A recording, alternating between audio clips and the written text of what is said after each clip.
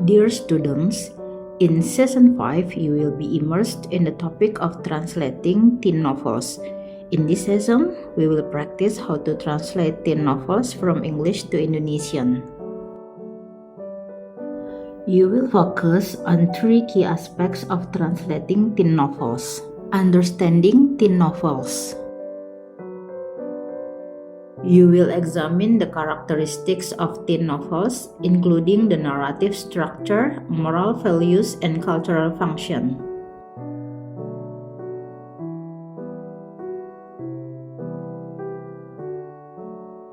You will learn how to properly select pronouns when translating teen novels to ensure that meaning, style, and tone are preserved in the target language. You will compare original and translated versions of teen novels, evaluating the strategies used and providing critical responses to the translation choices. By mastering these aspects, students are expected to translate children's novels accurately, creatively, and contextually, while being sensitive to both linguistic and cultural elements. Have a great time studying English.